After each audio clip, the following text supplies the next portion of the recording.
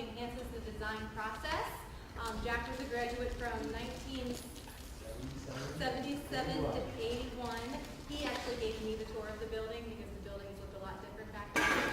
But he's really impressed with the campus, and he worked with a couple of my students this afternoon in Design Studio 5. So thank you so much for being here, Jack. The floor is yours.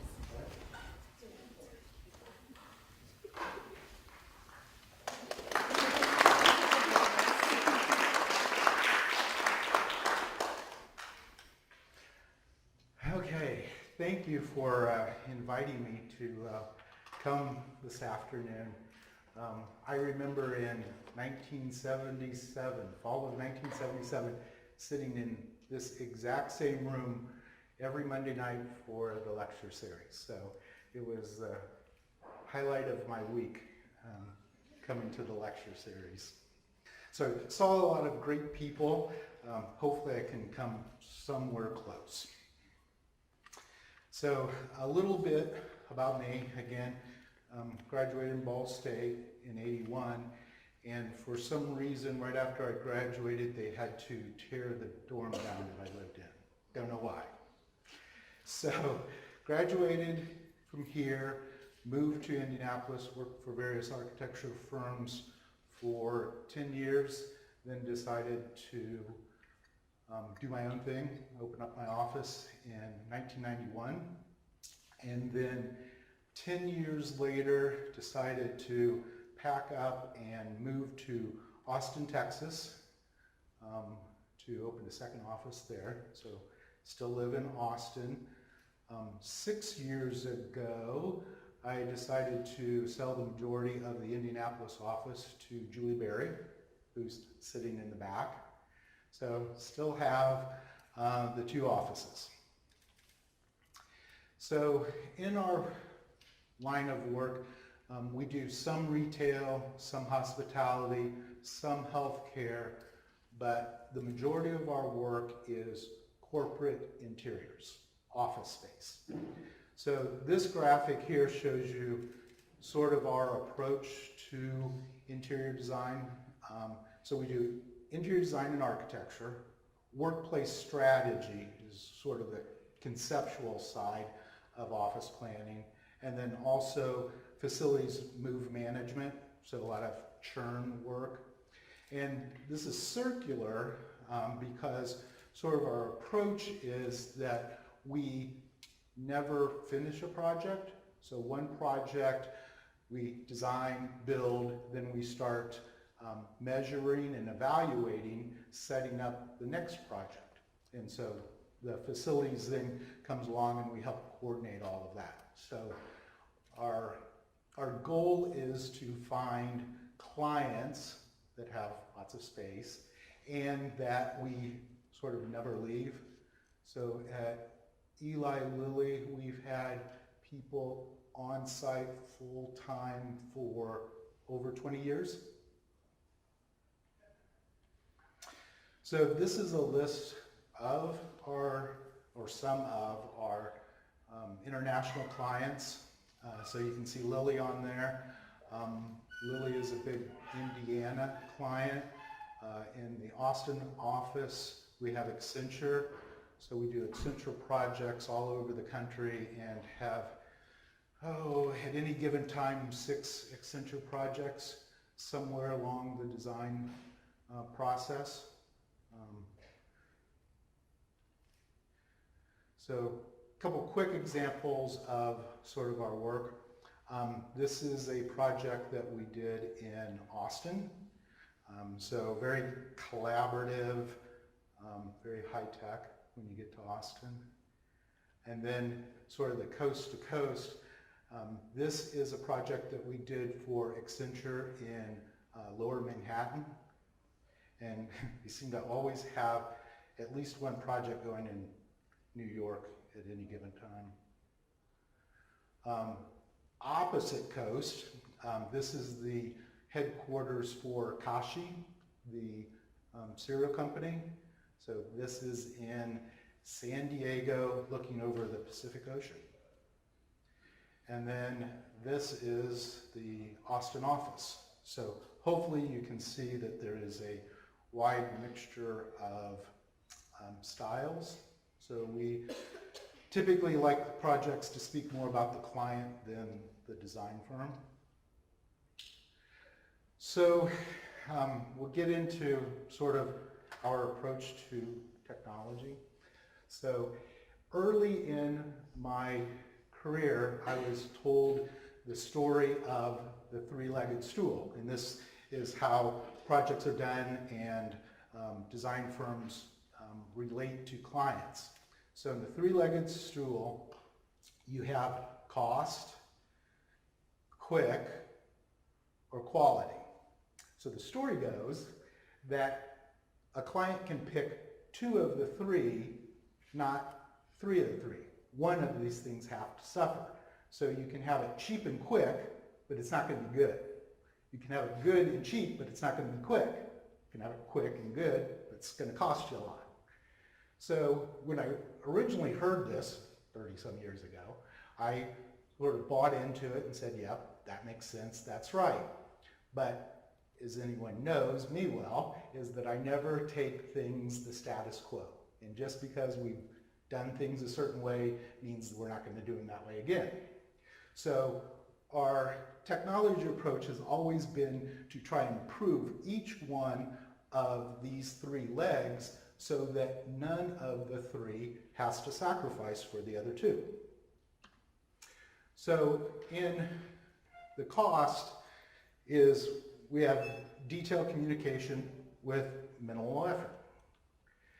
So a lot of the work that we do is test fits for office space. So a client is out in the market for new office space and they can't decide which building to go in, so we will do a test fit for them to get an idea of if that building will work for them.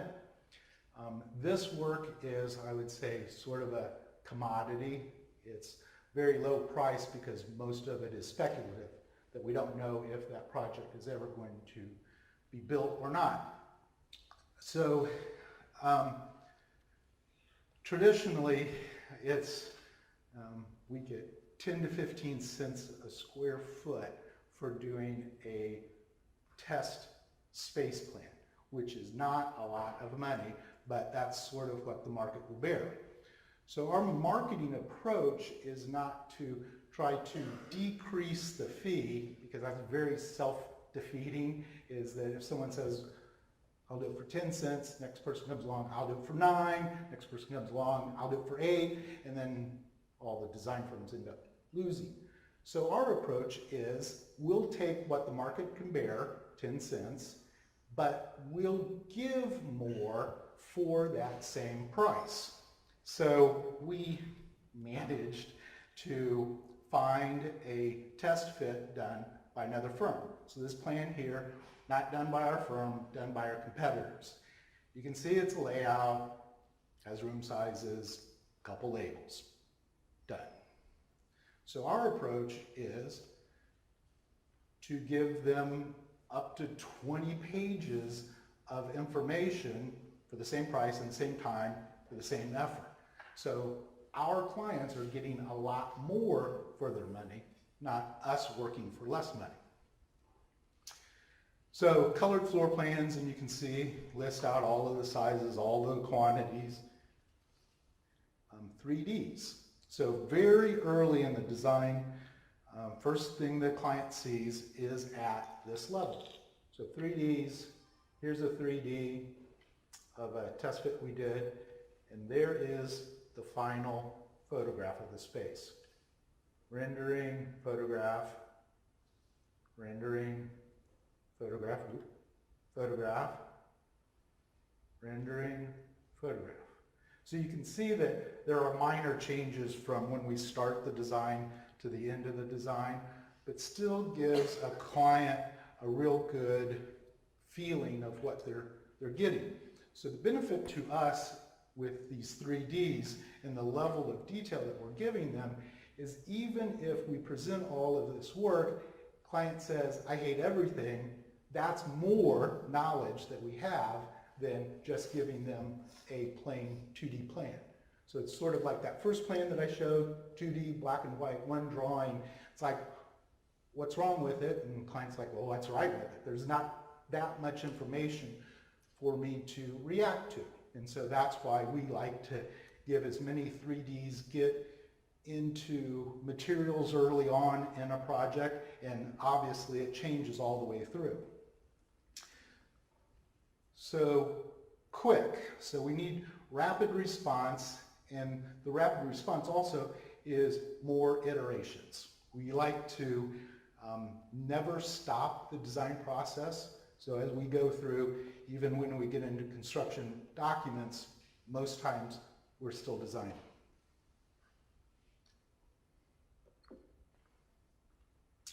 So this is a graphic of talking about how we like to take things that can be automated and automate them so that we can save time, so that we can spend more time in what we call harder things and doing more design.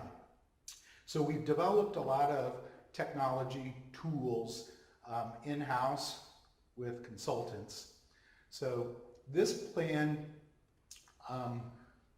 most times we start a project and we may get an AutoCAD file from our clients, and so then we need to turn that into a Revit model and or do some analytical work to it. So a lot of our work is in AutoCAD drawing P-lines. So P-lines, you go around 4 points to get square footages. So what this graphic here is showing is that we can take an AutoCAD file, put it into Revit, and then run one of our programs, and it's going through and turning the walls and spaces into Revit room separation lines. So you click it, run it, and zip, zip, zip.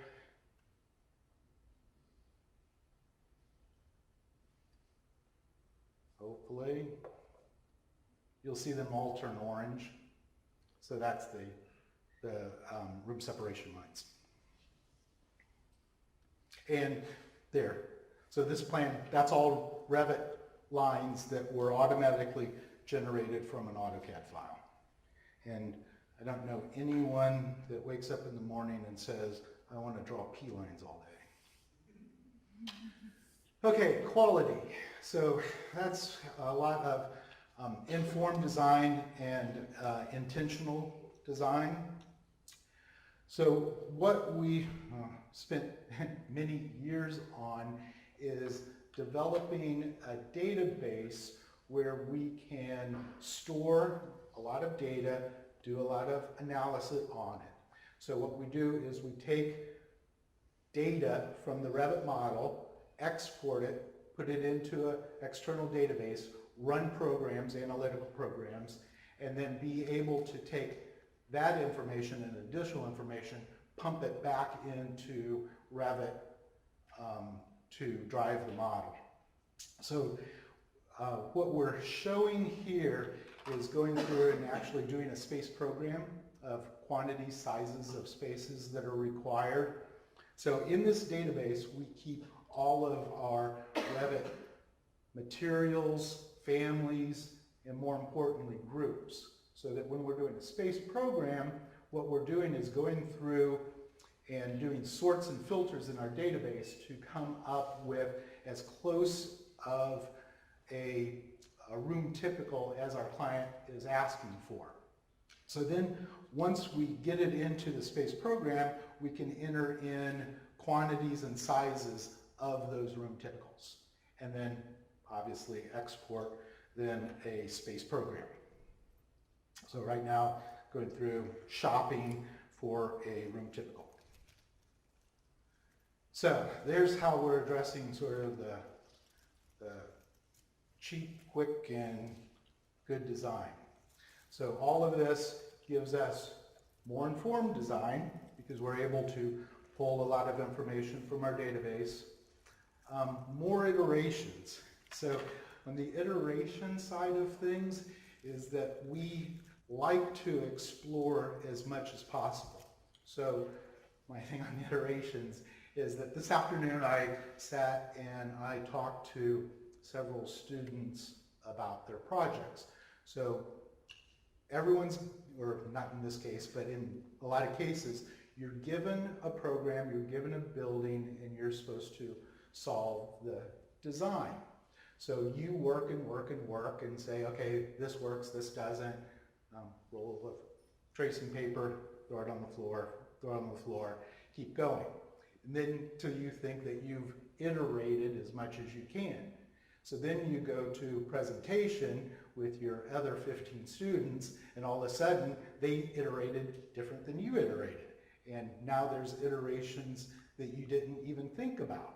And so that's why we like to use our technology, is to not only explore as many iterations as we can, but also to do it deeper.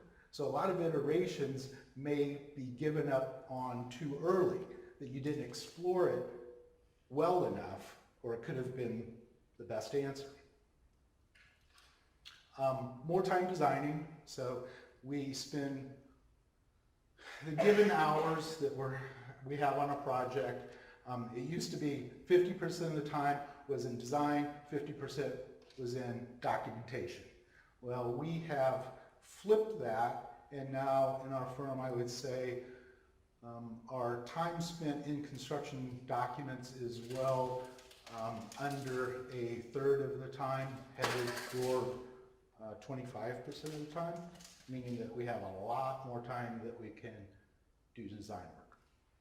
So less time documenting, less human error, less low thought tasks. So if there's something that a computer can do, why have a person do it?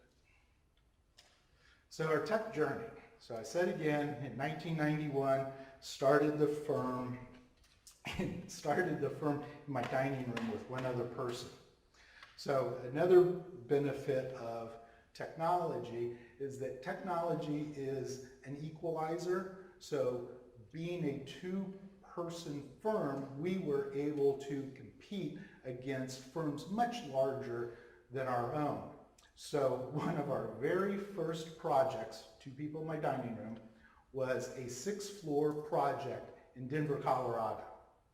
And to this day, still amazed why Charles Schwab would hire 2 people working out of a dining room to do a very important large project. But technology was the way that we did it. So in 1996, we started integrating AutoCAD drawings with external databases. So we were stripping information, quantities, model numbers, things out of an AutoCAD drawing, doing processing in a database, and then returning them to AutoCAD. So Joe Baker, so back in 1996, Joe was responsible for writing a lot of our, what we call fax software. So this fax software sort of took programming, space planning, facilities management, furniture specification, put it all together. Again, this allowed our little firm to do very large projects that no other firm would even consider touching. And the only reason we were is because we developed the tools to be able to do very complex, hard things that no one else wanted to do. So then in 2002, I was reading, I think it was Architectural Record, had a little blurb at the end about this new software called Revit. I'm like, oh, that looks interesting, because they were saying, you know, CAD graphics and data integration, sort of the BIM, the information part of it. I go, wow, that sounds right up our alley, because we've been doing this for 6 years. So I downloaded the 30-day free trial offer of Revit, went in on a Saturday morning, started going through the tutorial, and said, this is it. This is what we're going to, our future as a firm is going to be. So In 2002, it was release 4, and truly there was only a handful of firms anywhere that was using Revit. So we got in early and went deep. And so I had to do some digging. This is the oldest Revit graphic that we could come up with. So this is like in the 2004 era that this building model was done. And you can see with the 3D isometric section, I would even go as far to say that a lot of firms today would love to generate that graphic. So then we were very interested in the pairing of Revit and the data. The data was what was really important to us. So when I first read in 2002 about Revit, I'm like, oh, we could use this for cost estimating, because I think that it's very important that as we're designing that we have good, solid recommendations to our clients based on cost. So I started going to Autodesk University fall of 2003. I needed to learn this Revit thing. So if anyone ever has the chance to go to Autodesk University, go. It's great. That we think that we're cutting edge on top of everything Revit and technology, and then we go to Autodesk University and we're like, oh, we have some work to do. So in 2003, I was asking everyone at Autodesk is that here's what we want to do. We want to link the Revit model to an external database where we can record, store historical cost information that then could feed future projects. So in 2003, they're like, you need to wait on the API. You need to wait on the API. So in 2010, they released the Revit API. So the API is how Revit talks to other programs. So we started developing our own custom applications with the API in 2010, and our efforts today are more than they were in 2010. So we have not stopped and continue to develop new ways for external data sources to talk to the model. So this graphic here is showing how we start a project. And so we can go in and the program that we did earlier, what we're going to do is now digitally import all of those room typicals into the model. And there you can see back behind, so there is all of the right quantities and right sizes of those room typicals. So now that we can start using those to do block planning, you can see there's lots of good content in those as well. Okay, 2016, we started dabbling in VR and Inscape. So I think probably most of you are familiar with Inscape. Yay, nay? So this,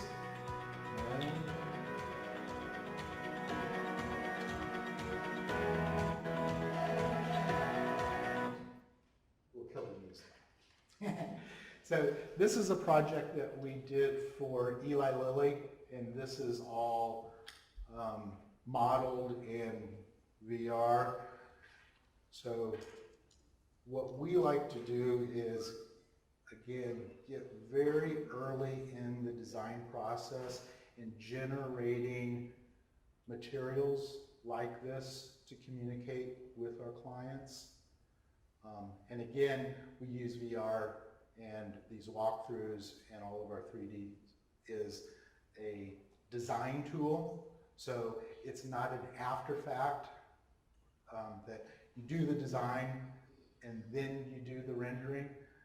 we start renderings day one and continue to evolve them all the way through the process. So there is the photograph of the finished product.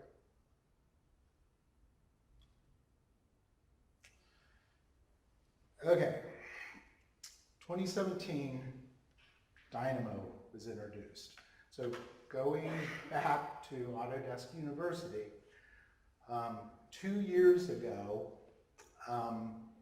we went to Autodesk University and took a day class in Dynamo. And Dynamo is like the API on steroids. So it works completely inside Revit, and we can do a lot of manipulations with this programming. So it's how we make custom programs. So Stephen and I, guy from our office, were sitting in this day-long Dynamo class, and at the end of the day, we were like, that's the coolest thing we've ever seen. What are we going to do with it? We don't have a use for it. So I went back, and by the next Autodesk University, a year later, I had a list of 25 things that we needed Dynamo to do. And we are currently third or halfway through that list. So Dynamo, like I said, works inside Revit. And what we're doing here is, if you remember that routine that we wrote to convert the AutoCAD drawing into Revit images. So now we're going through, and we have these space boundaries that we are putting inside each of those rooms. But you can see we're also putting them into workstations as well. So workstations, rooms are sort of the same to us because we do a lot of like open collaboration, tracking that is neither a room or a workstation. So what we're doing is each one of these colors represents a activity that is going into those rooms, and we want to measure them, count them. So then after those seeds have been placed in each one of those areas, this next routine is going through, and those little squares are Revit families, and they're all individual. So this routine is going in and capturing the data parameters inside that family. So if it is an enclosed office, if it's in the marketing department, if it's reserved or not, taking those parameters, temporarily storing them, redrawing a new family based on the extents of the room or the workstation, expanding it, and then pumping that temporary data back into the family. And you will see in a second how each one of those are what we call morphing. So it is going to fill the space. There it goes. It's finding each space boundary family, expanding it to fit into the limits, and then at the end of this routine, it will change the color to represent the space usage. There it is. So that's real time, and I'm telling you, that would have taken someone hours to do that. We do it in less than a minute. Okay, so last year when I went to Autodesk University, I sat in on a day-long learning session on Forge. And what Forge does is take Revit graphics, Revit information, and make it web accessible, to make it so that anyone without Revit can access and influence the information in that Revit graphic. So again, I sat through this day-long class and I'm like, oh, this is the coolest stuff ever. What are we going to do for it or do with it? So since November of this year, we have been working on our Forge work. And so what this is showing is that graphic that came from AutoCAD turned into Revit, space usage put in each one of those rooms, areas, workstations, morphed it, and now when we send it through Forge, we can actually put this on a website so that we can give access to our clients to utilize this Revit created file. So via the web, I can go in and select an office, a workstation, a room, and change its properties. I can say this office used to be marketing, now I'm going to assign it to accounting. Well, in the old days that took a CAD operator to do that. Now we're giving the ability to make those changes to our clients. So again, back to that original circle of where we start a project, measure a project, feeds back into the next one.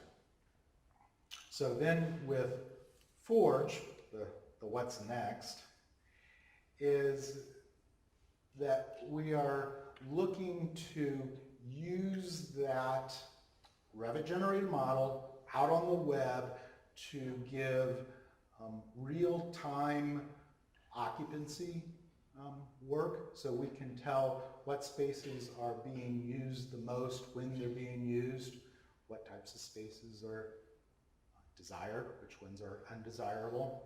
So this shows sort of just a heat map of showing occupancy and where people are using spaces most often. Right now, this is a very manual process, so we go through with our clients and people go through the space and look who's using the space and what they're doing, record it, put it into spreadsheets, run reports, but that unfortunately is just a sliver in time. So now we're looking to make that more interactive, more up to the minute, and give better information to us and our clients. Okay, last thing. So this is Dynamo again, and showing you sort of what Dynamo can do. What we're picking, selecting a workstation and drawing a filled region, and when we expand this filled region, you will see that it automatically draws a new layout of the most optimal way to lay out that space. So filled region, stretch it, hit the button, boom, it just did a layout. Stretch it again.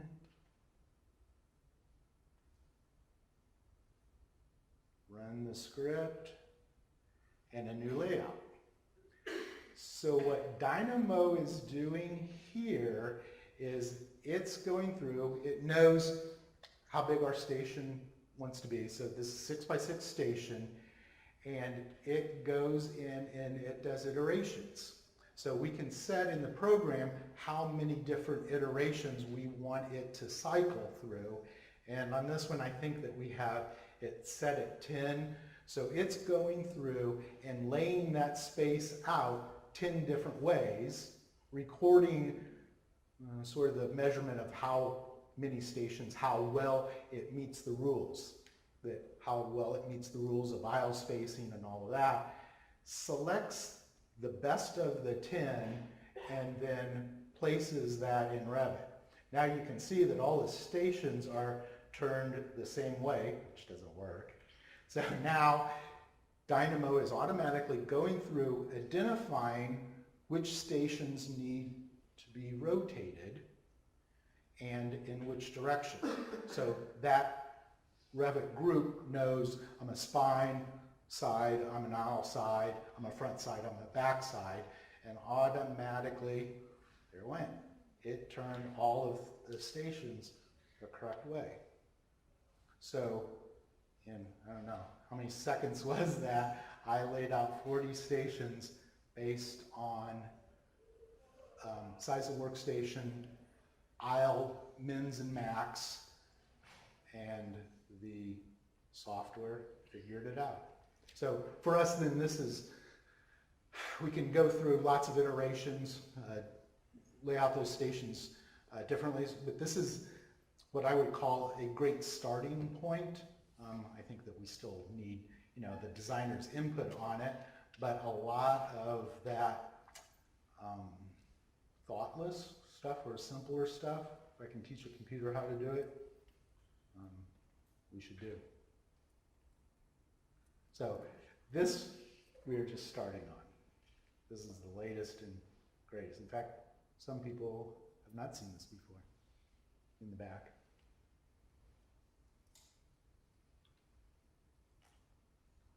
Okay, and then if you want to follow along, we're on Instagram and Facebook.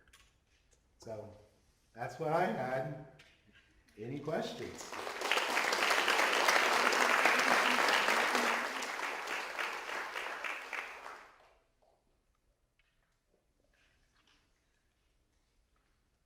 Questions? So space design is changing so dramatically now, especially in corporate settings.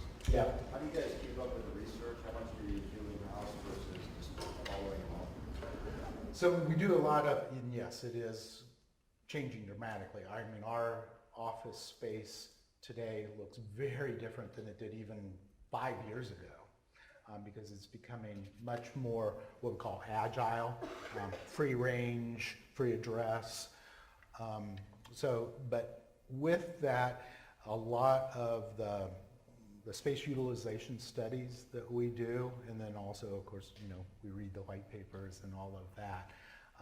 But I would still say that we're still learning about how people interact and work, what works, what doesn't, and it's not one size fits all. So like Accenture, so we really started with Accenture on the whole hoteling free range concept back in 2002.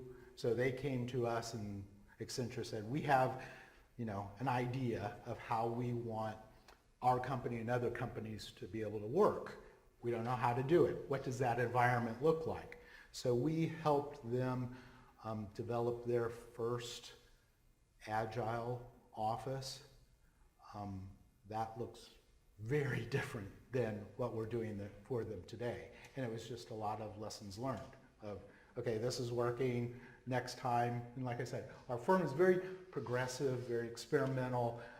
I'm the type of person is that if we did it this way last time, we're going to do it different the next time. Sometimes it works, sometimes it doesn't, but the whole process of doing that, you learn something. Take it to the next one. Yes? For one of those 10-cent plans, you said the time, how long would one of those 20-page packets take you guys? So to our clients, too long. So that's the problem that we sort of deal with is that we're always requested to do miracles. So if we do it in 3 days, they want it done in 2. If we've done 2, they want it in 1. So it's just getting faster and faster. So truly on a space that is 10,000 square feet, which is 50, 60 people, that package we would do in a day's time. Because so if you do the math, that 10,000 square feet, that's $1,000, $100 an hour, that's 10 hours. And we always like to keep some when the changes come, which they always do, because we give them sort of 2 revisions. So in theory, that 10,000 square foot package needs to be done in 5. And you'd be surprised how many times we do it in 5 or less. And at that detail. And so, but there's a lot of stuff with the database, with the automation, with the tools, with our library.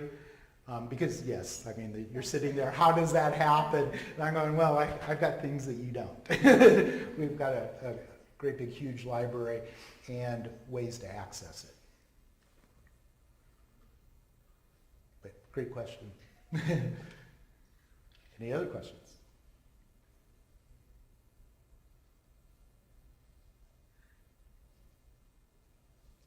No?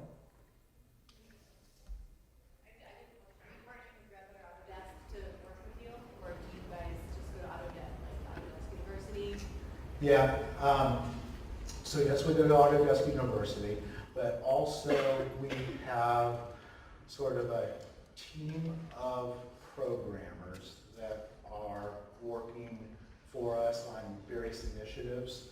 So we have Scott down in Florida, so he's full-time working on the Revit API and the database. That's all he does.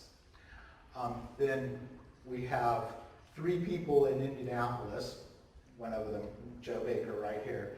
So those 3 people are doing our Forge work, really our AWS work, which is Amazon Web Service.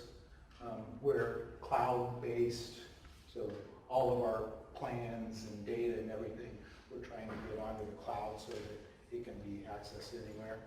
So those 3 people are working on AWS.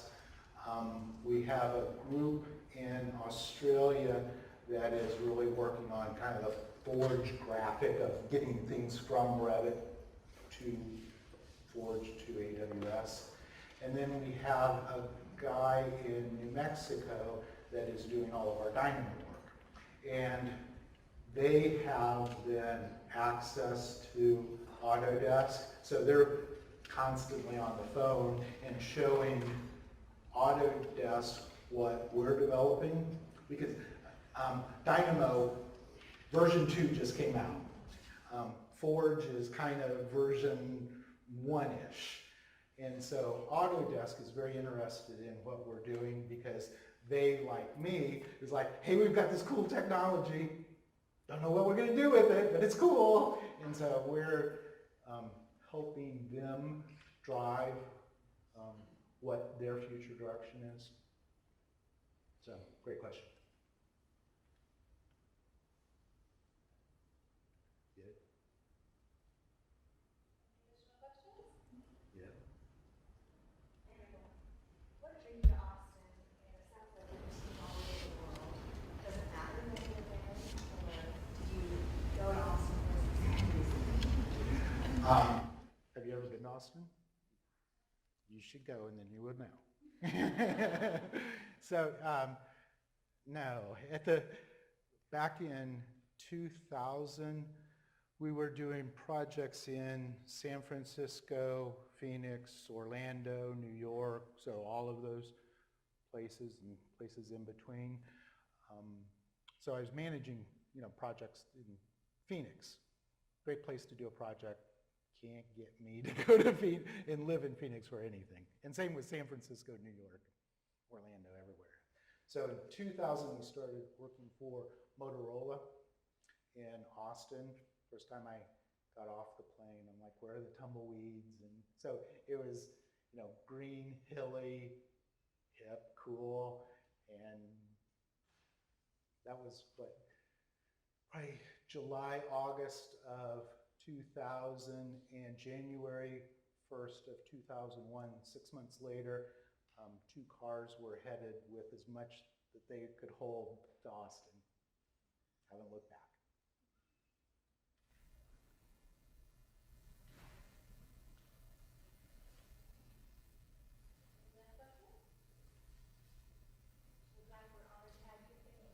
Well, thank you.